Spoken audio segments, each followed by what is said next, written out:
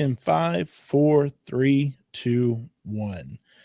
Thanks for listening to the Android Experience podcast. This is a show where we keep you posted on what's new in the world of Google and Android and share our experiences with the platform. This is episode number 23 on Thursday, April 13th, 2017. I'm your host, Patrick Vergadamo, and I'm joined by my co-host, Bill Stebbins. What's up, Bill? Seems like it's been a month. Just about. Like a month and 2 days. Yes. And if you were hoping to get it earlier this week, it was Patrick's fault. Yes. I had the coughs. I did too, but I was going to tough it out. I figured at one point when I was sucking down NyQuil and it was still coughing, I was like, not going to happen. Yeah, no kidding. It'd be the cough cast instead of the podcast. Oh. So kind of getting into our what's happening app releases, Google Home says it's going to support multiple users, and then psych, it removes that premature notice. I guess it's both good and bad. Yeah, hey, we don't know what you're talking about. You didn't see that, and then it just disappeared.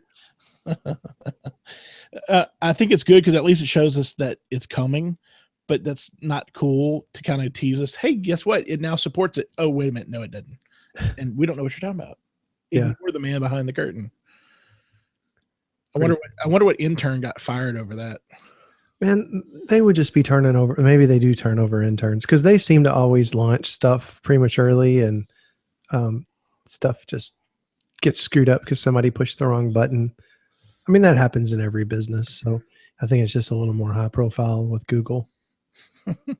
I mean, I think getting to, in all seriousness, though, I think it's a good idea that at least it shows us they are actually working on this. And for Google Home, that's a big thing because as more and more users, your family, each of you have your own profiles and things of that sort. It'll be nice to have multiple user support. Right.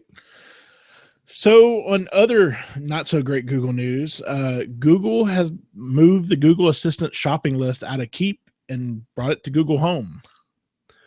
Well, and this seems stupid because all they're trying to do is push Google Shopping Express or whatever they call it. And I don't know anybody, and I literally mean no one in my entire that I've ever met uses Google Express. And I mean, Keep, the app you keep lists and notes in, kind of seems like the perfect place for a shopping list. It was perfect. It transferred over to Android Wear so you could have a shopping list on your wrist when you were shopping. Now you've got to install another app. And all your tablets and everything else too. Ugh. I mean, it worked. This is kind of another case of Google taking something that works and finding a way to make it not work. I just don't know. And sometimes it's a case of them having a bigger plan, but they don't tell anybody what the bigger plan is. So they look like a bunch of bumbling idiots. And eventually maybe it'll all be kind of cool. But I don't know, man. That just seems like a weird move. Yeah. I mean, and it really takes away kind of the joy of Android in the sense that you picked your default apps, and most people just use Keep for all that stuff. Like you said, Android Wear, and you can log in on any of your things with Keep, and it was there. Pretty much. Ugh. And even, I guess, keeping that train rolling of Google kind of just, what the hell? Hangouts is officially losing its SMS integration on May 22nd.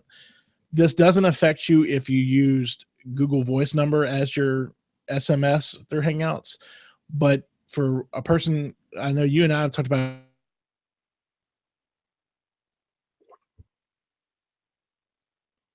Ruh-roh. I took a drink and Patrick disappeared.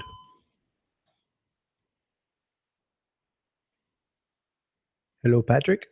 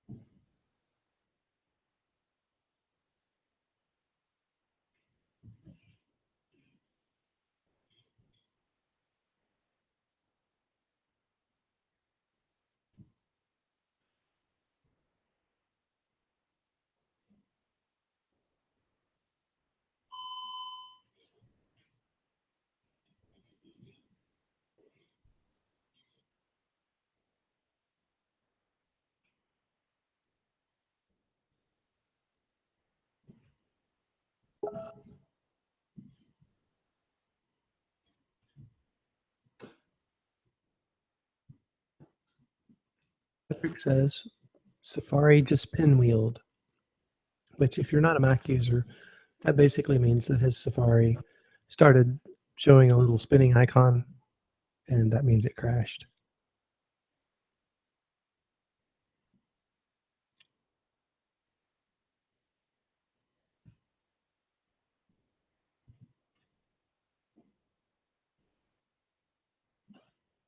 He will be back shortly. In the meantime, talk amongst yourselves.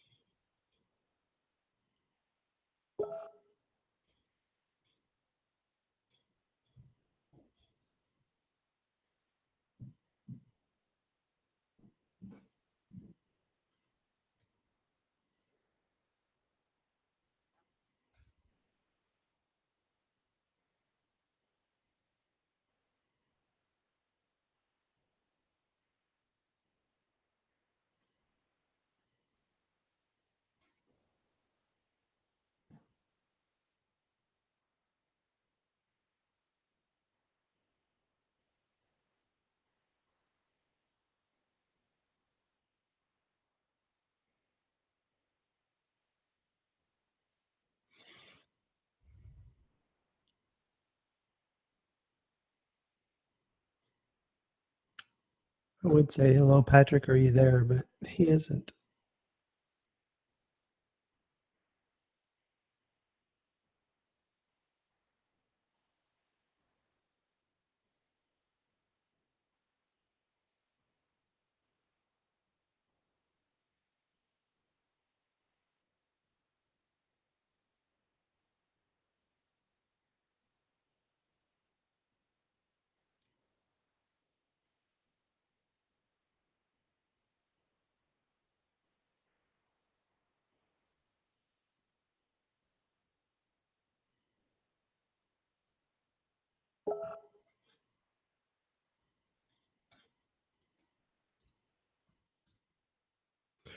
And now he had reboot.